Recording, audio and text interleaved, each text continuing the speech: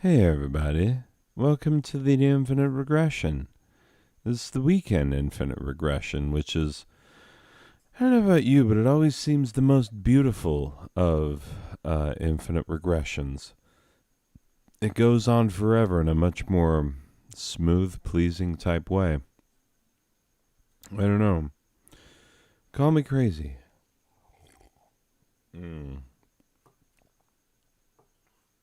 Hey, how much better would Moby Dick have been if instead of Call Me Ishmael, it was Call Me Crazy?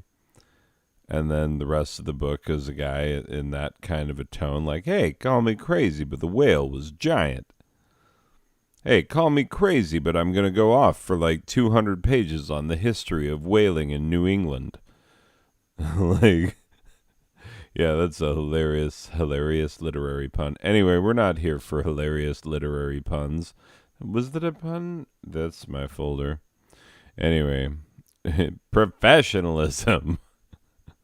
We are professionals here. We only bring the good professional business with us. Oh, that is full screen. All right, whatever. I guess I could. Duh. Oh my god. Chaz. Hey, Chaz. No, Kason, you stay out of this.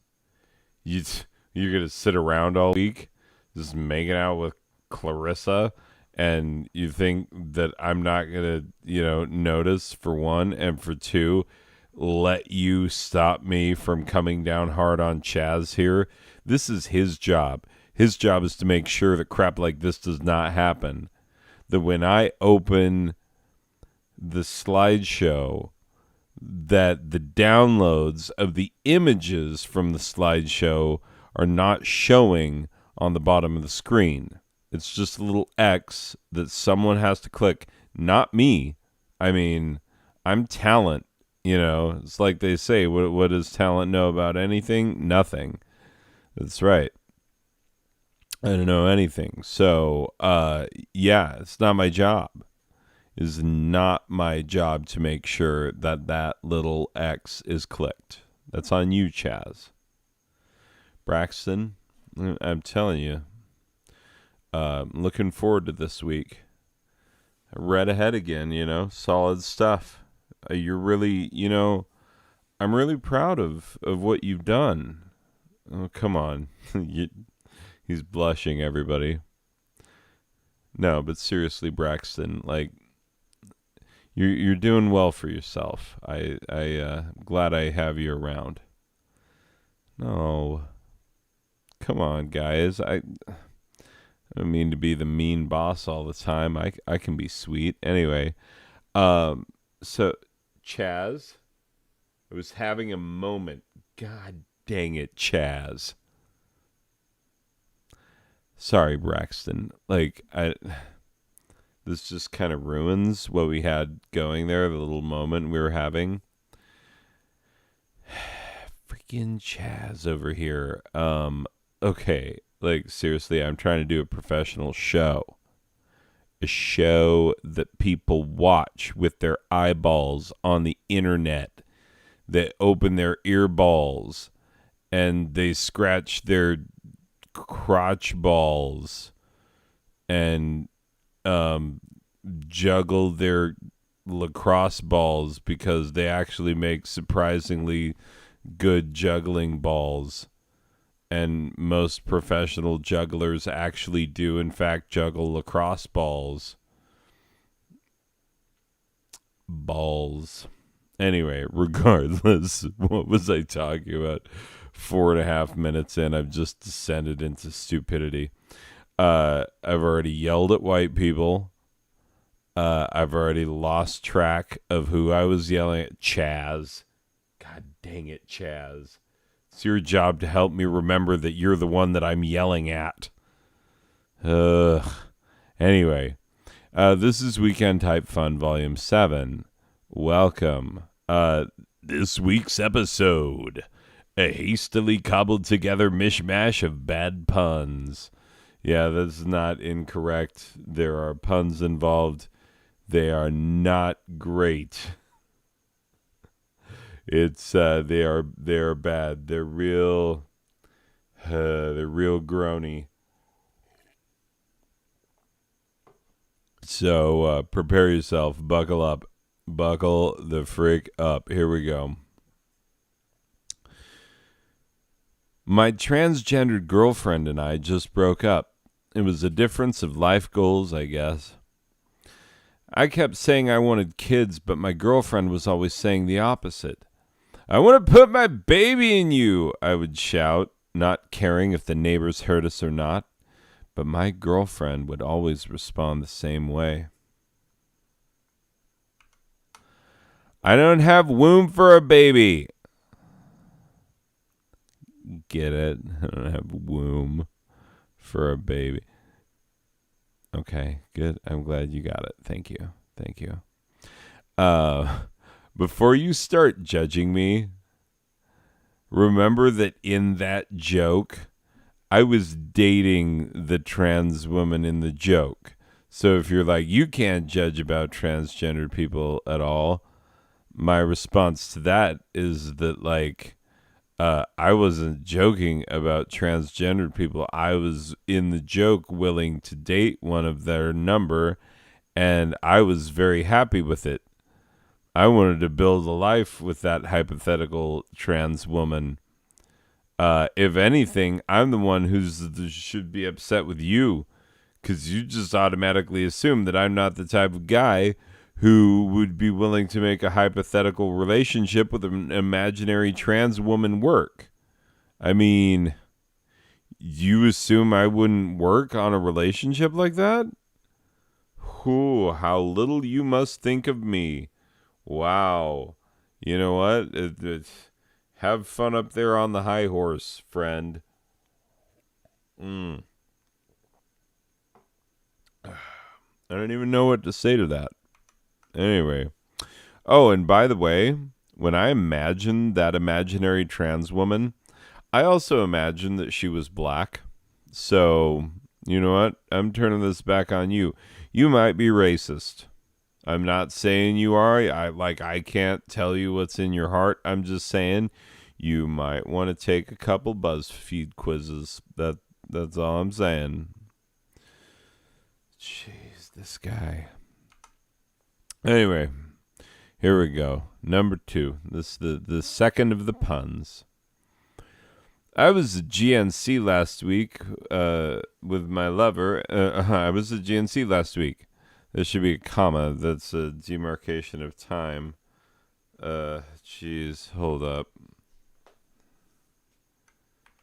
Wait. Okay. Actually, I gotta put a period because that also works. Okay. What? Kitty? I don't need a kitty right now. I'm trying to tell jokes and I'm doing a bad job. I'm doing a bad job. Remember that video when I cried because I thought I was making a bad video? That was a joke. I was joking. I think this time I'm actually succeeding in making a bad video, even though I tried. I was like really happy with what Braxton over here had written. Like, he made some really funny things. Like, not that part. Obviously, I don't have womb for a baby. I'm dating a trans woman, and she doesn't have womb for a baby. Like, that's pretty funny, Braxton. You son of a gun. Chaz, you keep Braxton on the payroll. If I find out this man over here isn't getting a big fat Christmas bonus this year, I'm a come down here and you and me are gonna have a little talking to. Is all I'm saying. Anyway, yeah, Chaz, we value good writing around here. Anyway, okay. Oh, look, it's another pun Braxton got us. So this one's probably gonna be good. Okay. I was at GNC last week. My lover and I were trying to buy some good protein supplements for our super ripped weightlifter bodies. Boy, I tell you, I don't like the way that salesman just kept interjecting. Not only that, he wouldn't really say anything after interrupting us. He was so rude. I swear, I'd like pick up a canister of protein powder to show it to my lover and ask their opinion. And this salesman just kept shouting at us. He kept shouting, by the way, this freaking guy, like, by the way, like he'd say by the way, and then he wouldn't say anything else. It's ridiculous. By the way, if you noticed in that last joke, I used the non-gender specific term lover as well as the neutral pronoun they, and your biased brain was probably imagining some white woman when I said lover. Nope. That joke was written about my hypothetical romantic / sexual, very important aspect, relationship with a dark-skinned Haitian man with whom I would spend hours upon hypothetical hours oiling and rubbing his sleek, bald head. You might be a bigot. Go get checked out. I mean, seriously, like, you think you know what I would do with a hypothetical, like, ripped, beautiful Haitian man? Like, he's hypothetical. I could, like, hypothetically split him in half with my love. Like, as long as he's hypothetical, like, he could hypothetically die from the joy my physical and emotional love would bring him. So, like, we're keeping it hypothetical, all right? And don't you get all judgy in the literal for what I do in the hypothetical, okay? Just keep those things in mind. All right. A man and his pun number 3. Wait, I screwed up. I'm not supposed to read the pun part of the title. This man and his pun. That's not even a good one. It's supposed to be a man and his gun. Oh, boy, these are going downhill. You know what? That's a good way to introduce some comedy. Hey, this next joke is going to be a real piece of crap. Hope you like crap. Just like Jesus. That is a callback to a Mitch Hedberg joke. Not a Mitch Hedberg joke. A Norm Macdonald joke. So, watch Norm Macdonald jokes. I'll give you a hint. It's from his time on Saturday Night Live. That narrows it down.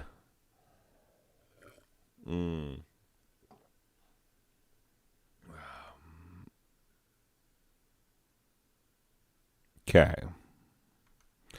All right. There once was a small South Pacific volcanic island called Int.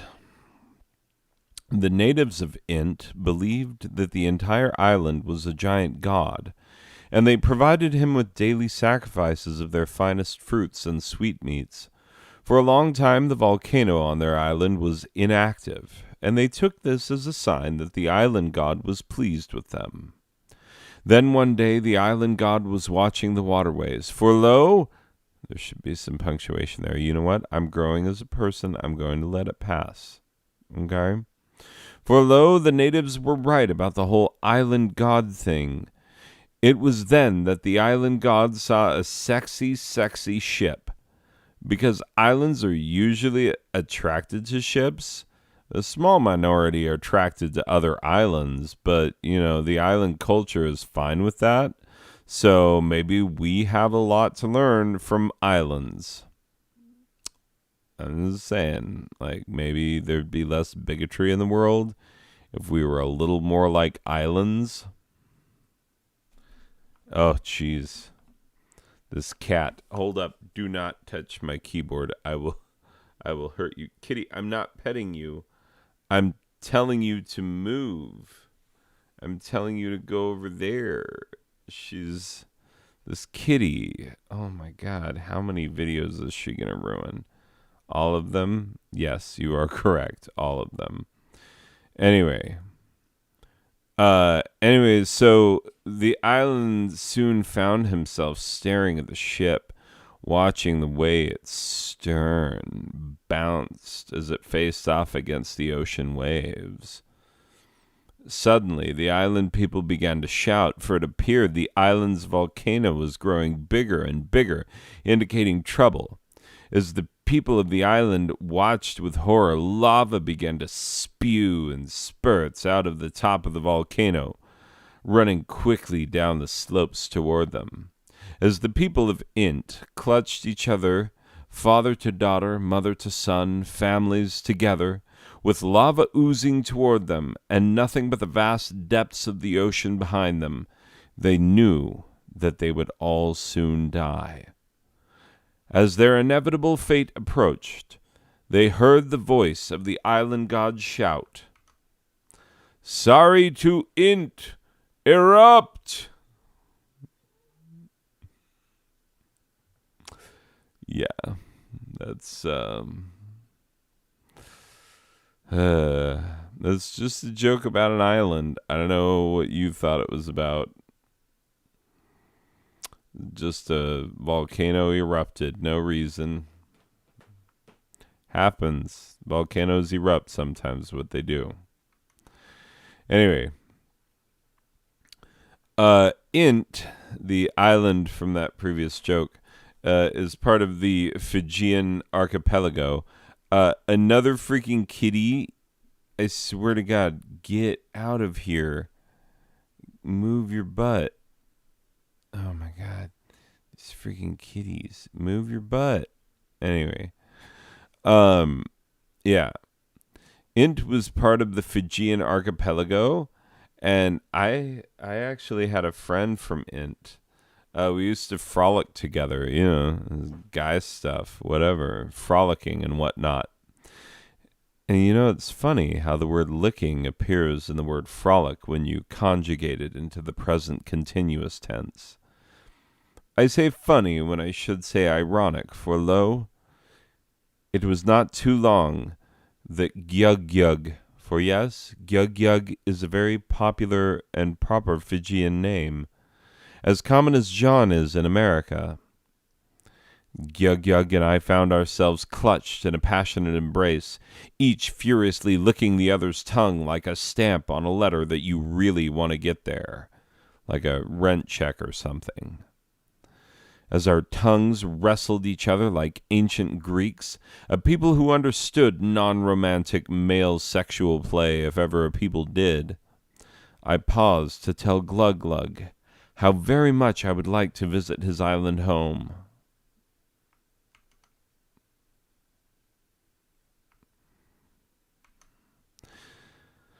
His tongue flicked mine in a playful lover's tap one last time before he withdrew it, turned away, head drooping as he spoke sadly in his slow, broken English.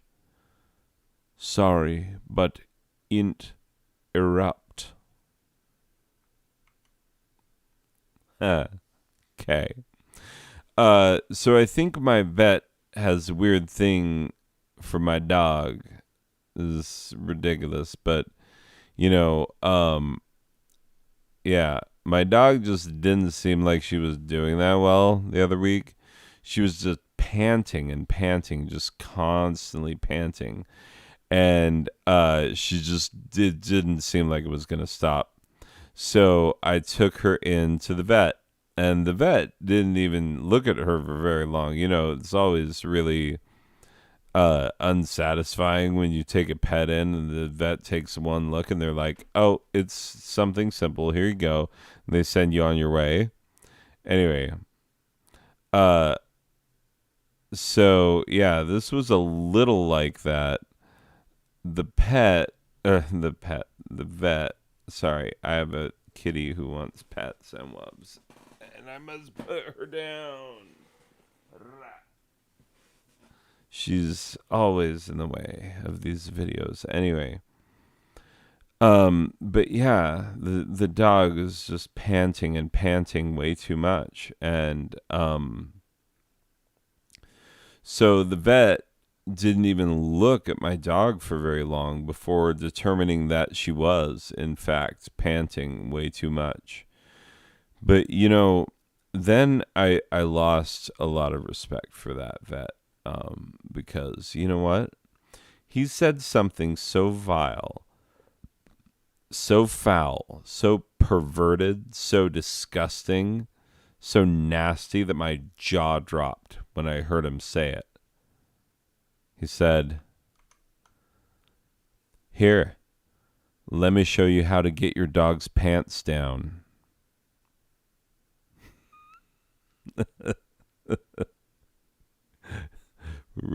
Reduce the number of times per minute that it's panting. What did you think it meant? Anyway, before you judge, first you need to know that the dog was a French bulldog, and the French teach stuff like that in like third grade. So, whatever.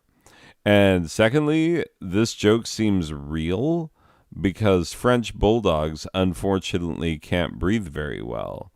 They can't even give natural birth. All French bulldogs are born via C-section because we messed with their genetics so badly that the breed literally would not survive without our direct intervention. So, yeah, a French bulldog panting too much, it's a believable premise, is what I'm saying. I hope you didn't laugh at the idea of a dog suffering and then dying. Like, why would you laugh at that, you monster? Anyway. Hey, fun fact. The voice judging you for judging a French bulldog joke belongs to a person who has, in real life, and I'm not joking, actually eaten dog meat. And I'm going to skip back because that picture is disturbing. Okay. Yeah, I actually have eaten dog meat, but before you judge me, you need to know a couple of facts. First of all, I was in Cambodia, which is a third world country, and places where there is real poverty and real hunger. You tend to find things like that, like dog meat. Anyway, I'm not condoning it. I'm just saying that the economic systems of this world tend to drive the likelihood that you'll see something like that. And so anyway, yeah. I was in an area like you just eat whatever is on the street. You just eat whatever is out because there's always people selling food up and down any major street. And so you just kind of, a lot of times, just kind of go with what's available. Anyway, so there was this one place where I got food a couple of times where it was these little sausages, like little mini sausages, basically.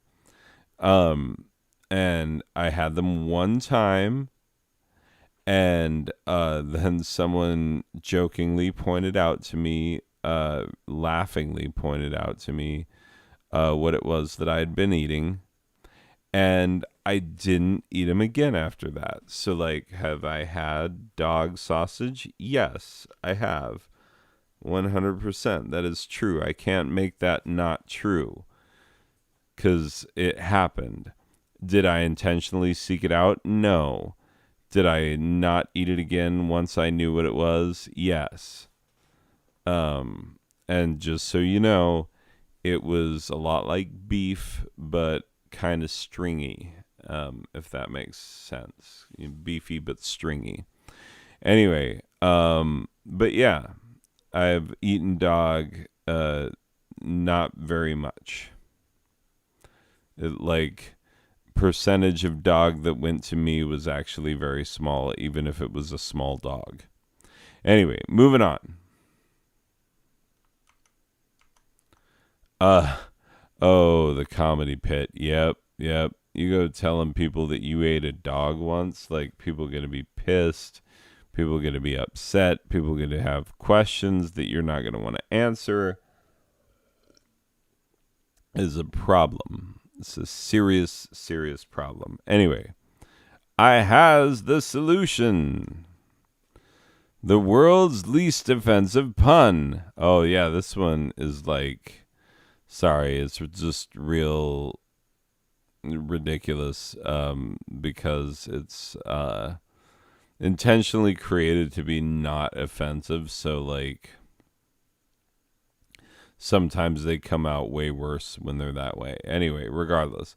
When I was growing up, my mom was trying to open a restaurant. It had always been her dream to bring authentic New England seafood to Arizona. She worked so hard and she was 2 dishes away from having a menu that would be sure to blow the mind of every customer and critic who came in. She just needed 2 soups. She wanted to add a clam chowder and a 3-bean soup to the menu, and she knew she couldn't open the restaurant and live her dream until she had perfected those soups. She imagined the chowder a thick, creamy, masculine white broth, swimming with delicate, floury, feminine clams. She imagined the 3-bean soup a well-balanced blend of white, black, and pinto beans, all living together in harmony, achieving a flavor that can only be reached by all 3 together, and not by any of the individual beans alone. But no matter how well she imagined these soups, they always tasted like a god-dang bucket of sheep shit. This illustration, if you don't know what the last slide was about, that bucket is as big, if not bigger, than the sheep. And to that I say, yeah.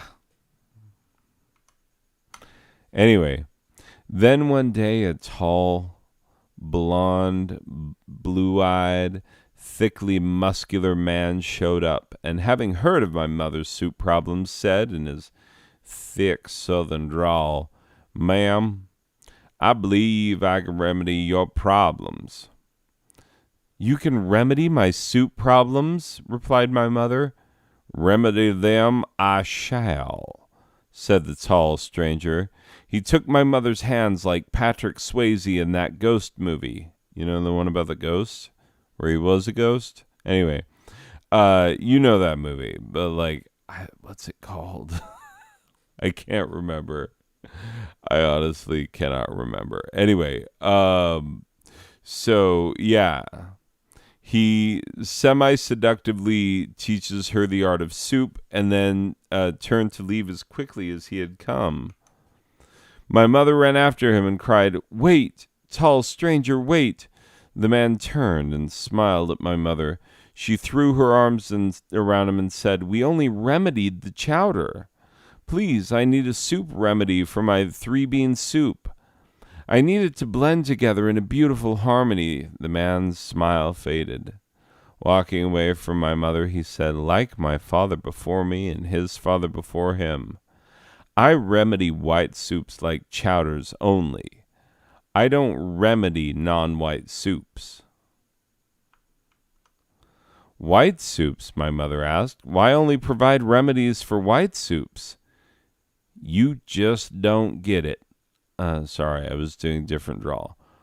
Southern, that one. You just don't get it," the stranger replied as he turned to leave, never to see my mother again. "You see, I'm a white supremacist."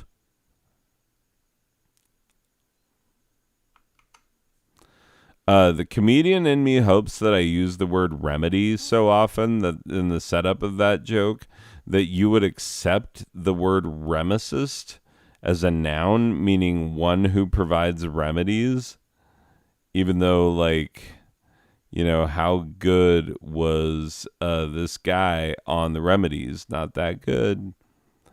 Anyway.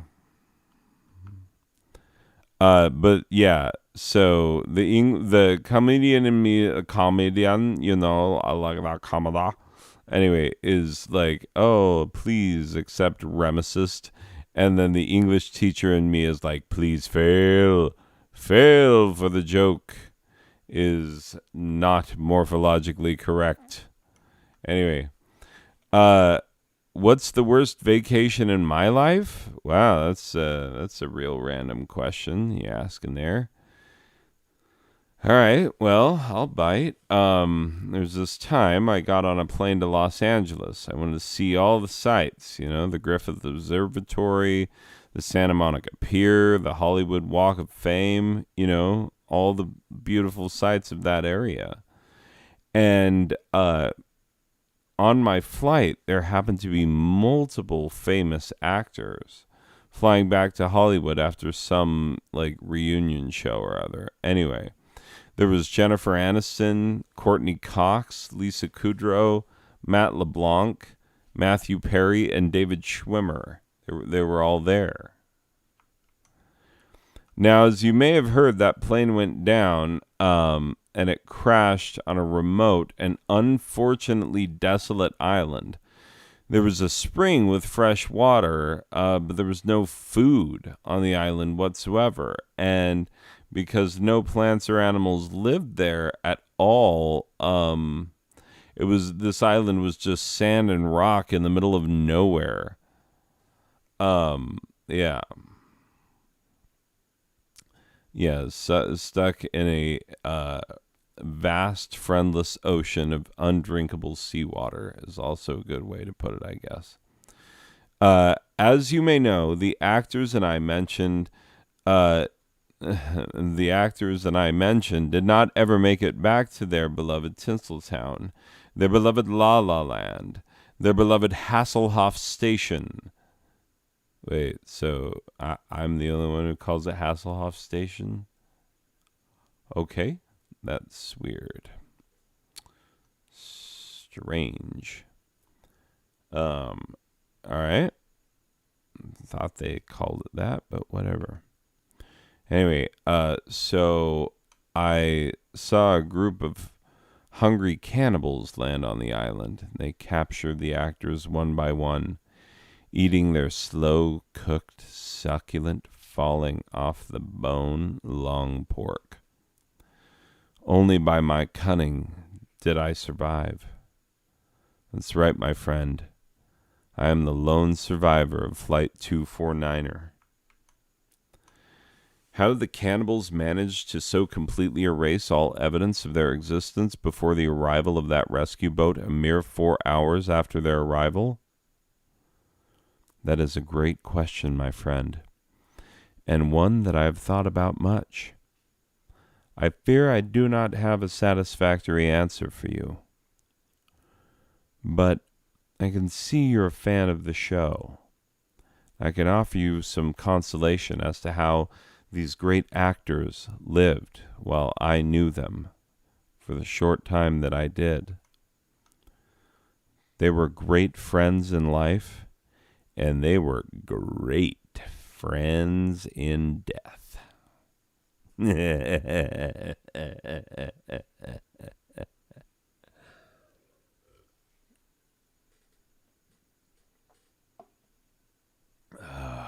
True. Okay, two things. So you got that I was the cannibal in that joke, right? I was worried, like my main worry is that you would hear that joke and not think that I was the cannibal. Because if you don't understand that I'm the cannibal, then the whole thing about it doesn't work, okay? Here's the second thing. That looks like thing one, but as you can see, it's a slightly different thing. That's thing one. That's thing two. If you're looking at it alone, you can convince yourself that that looks like a one. But when you compare them, thing one, thing two, you can see it is, in fact, thing two. Anyway, regardless, I do not like the show Friends, and I'm not kidding about that. This is not a joke. This is not a bit. I legitimately do not like that show. And I think it's wildly overrated. And I think that it's ripped off too much of its comedy. Um, so you know the one where Joey gets his head stuck in the turkey? Okay, that is 100% shot for shot exactly ripped off from Mr. Bean. I'm serious. You go look it up. Is true. Anyway, also the idea of naming the episodes the one about the blank or the one with the blank, that idea came from Gary Larson first. Gary Larson, creator of The Far Side, one of the greatest comic strips in the history of mankind. Anyway, that was his idea, and he did it like a full decade before the creators of Friends. So they be ripping off some of their jokes. So I guess what I'm saying is that I wouldn't feel bad about cannibalizing the cast of Friends if it came to that. Now, I'm not hoping it comes to that, but I would survive. And no, I don't mean this in that like, ooh, Jennifer Aniston's a legit snack kind of way. Like, I mean that if I were put in that situation, I would, in fact, literally devour Jennifer Aniston's flesh to sustain my life. Merely 4 ironic hours before I was to be rescued. I wouldn't know that. I wouldn't know that I was about to be rescued. So I'm just trying to save myself. You know, I don't want any part of a God that judges my heart in that situation is like, I bet he wanted to eat people. Nope.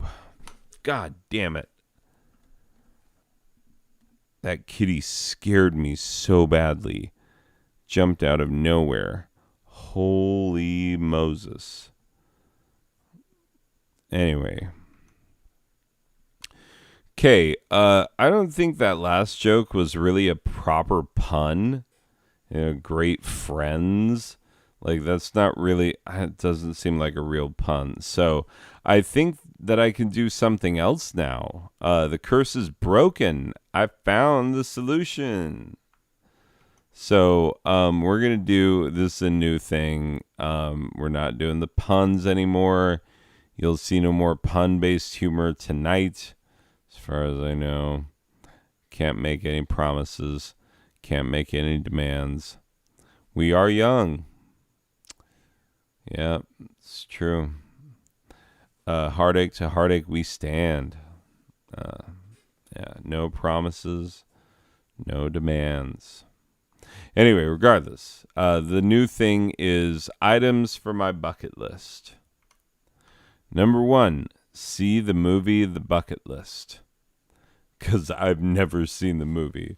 Like, I wonder how many people on the planet are like, yeah, you gotta have a bucket list. What are some of your bucket list items?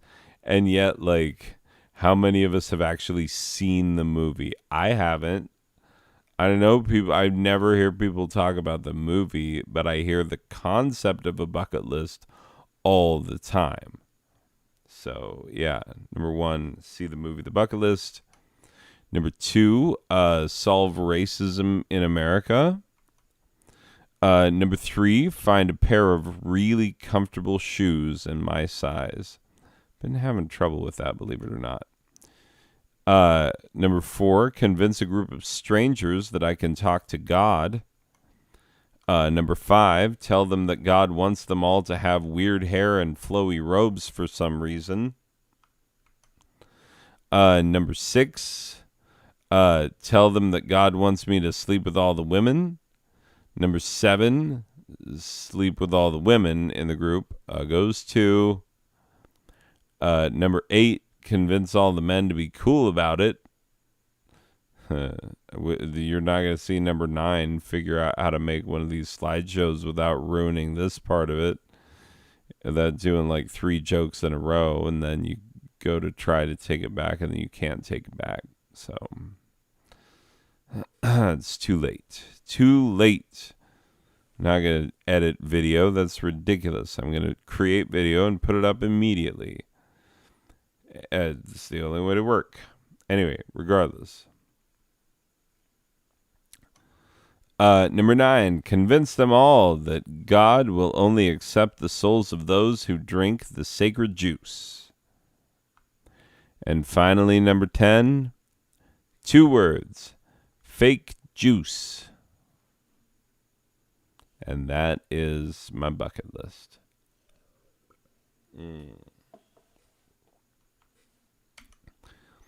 Before you all jump on the hater elevator, I said I would sleep with the Uggos. This is me assuming that you're upset about the Uggos part, like Uggos 2.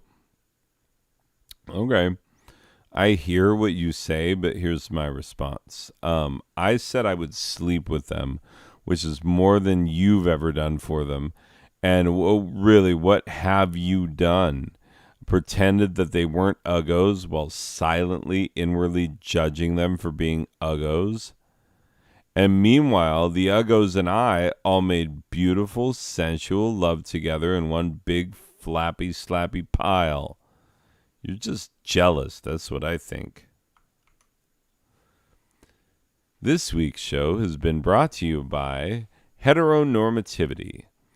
For when you want James Madison's nightmare about the tyranny of the majority to play out in ways Madison himself could not possibly have even predicted. This program was made possible by the Igneous and Gertrudina Buttcomer Foundation and by viewers like you. Promotional considerations provided by Ralph Morgan's Extra Strangly Snakes, the Lonely Ass Librarians Guild, Grandpappy True Reel's Foul Smelling Balms and Gruels, and the one and only True God. This program was directed and performed by The Mysterious Personage. We are one and the same, but neither of us responds to the use of faux deep expressions. Only bring it real. That's the only thing we care about. Written by Braxton White Guy. Hey, everybody in the room, let's give Braxton a round of applause. Guys, look, I know it's Friday. Just kidding, it's Saturday, but like I have to say it's Friday for this to work as a sketch. Hey guys, it's Friday, so we gotta recognize the work that each other have done. Like, let's just clap for them. Okay, fine. You all suck. You know what, Braxton? I appreciate what you do. Everybody else sucks. Okay, moving on. Theme song by the Out of Tuners.